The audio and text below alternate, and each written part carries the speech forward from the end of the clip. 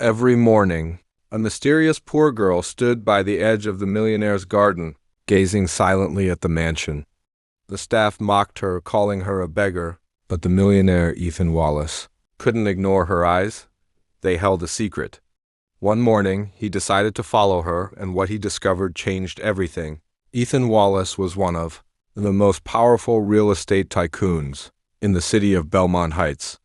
His mansion sat on the hill, surrounded by marble fountains, rose gardens, and security cameras. He had everything money could buy: luxury cars, private chefs, and a business empire worth billions. But deep down, Ethan lived a life of emptiness. His wife had died 5 years ago, leaving behind only memories and an unfulfilled promise to never forget the small people. Every morning, Ethan began his day the same way: coffee on the terrace, watching the sun rise over his vast estate. But lately something strange had caught his eye. Near the east gate of his garden, a young girl appeared every single morning around 6:30 a.m. She wore a faded blue dress, her hair tied messily, and her shoes barely held together. She never begged or said a word. She just stood there, watching the house quietly before disappearing down the dirt road. At first, Ethan thought it was coincidence. But when days turned into weeks, curiosity grew. His staff didn't like it. "Sir, she's probably one of those homeless kids from the lower village," his gardener muttered. "She's harmless," the maid added. "She never touches anything.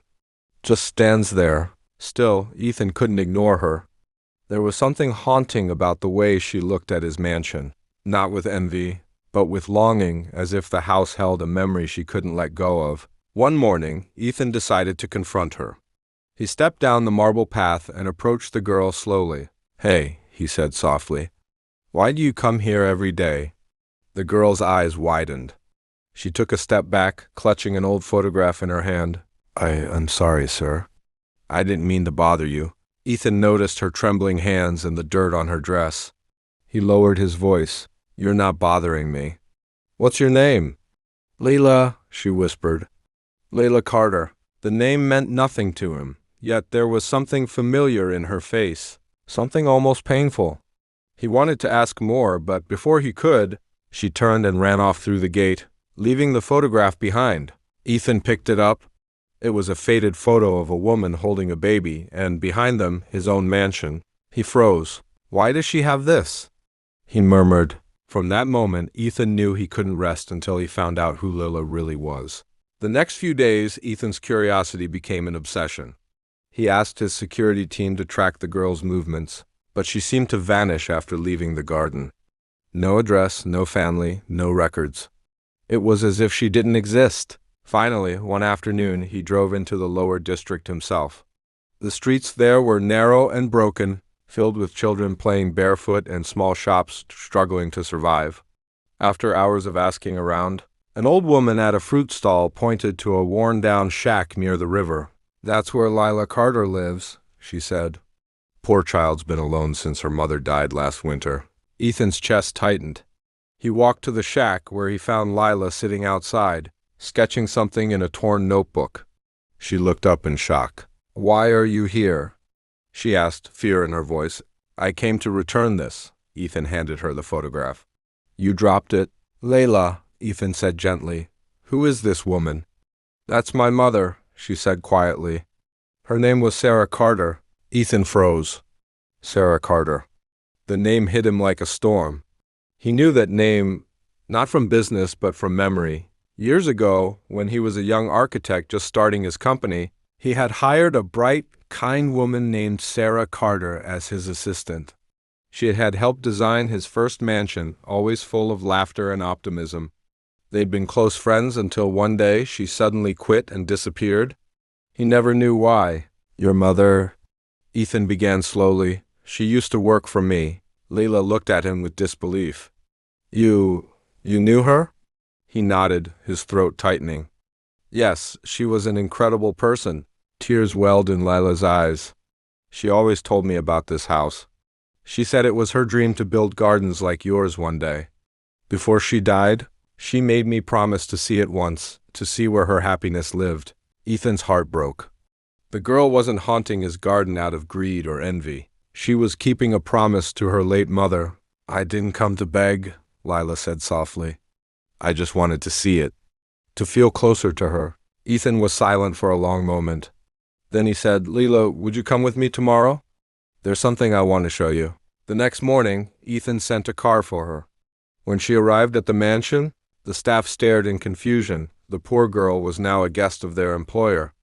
Ethan led her through the gardens, showing her the fountains, the roses, and finally, a plaque hidden beneath a tree. "This garden," he said, "was designed by your mother. She planted those roses herself." Ethan smiled faintly. She was proud of her work.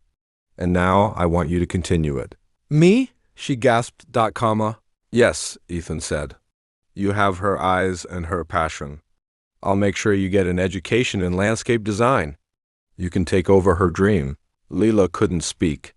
The man she thought was just a rich stranger had given her mother's dream back and offered her a new life.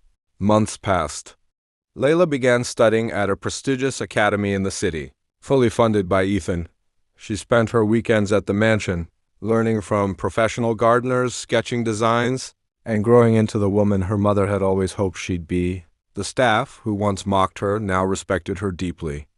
Her presence brought something new to the mansion: laughter, color, and a warmth that hadn't been felt there since Ethan's wife died. Ethan often watched from the balcony as Layla worked among the flowers, her hair glinting in the sun. For the first time in years, the mansion felt alive again.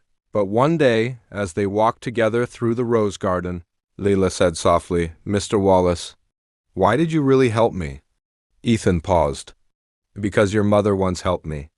When my wife was sick, I almost gave up everything. Sarah convinced me not to. She said, 'One act of kindness can grow like a seed. It just needs time.'" He looked around at the blooming garden.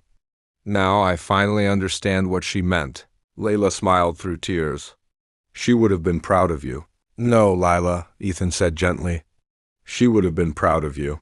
Years later, the mansion became known as the Carter Garden Estate, a public botanical center founded by Ethan and Lila together. Children from poor families were invited to visit and learn about nature for free. At the grand opening ceremony, Layla stood beside Ethan, now older but still smiling. Reporters asked her what inspired the project. She held up the old photograph, the same one she once dropped in his garden. "This picture," she said softly, "it reminds me that love never dies. My mother planted seeds in this soil years ago, and today they've grown into something beautiful. Not just flowers, but hope." The crowd applauded. Ethan placed a hand on her shoulder, whispering, "You've made her dream eternal." As the sun set over the garden, Ethan finally felt peace in his heart. The girl who once stood outside his gates had become the soul of his home, and together they had turned loss into legacy. And from that day on, anyone who walked through the Carter Garden Estate could feel it, the quiet power of love, remembrance, and the promise that even the smallest act of kindness can change the course of a life forever.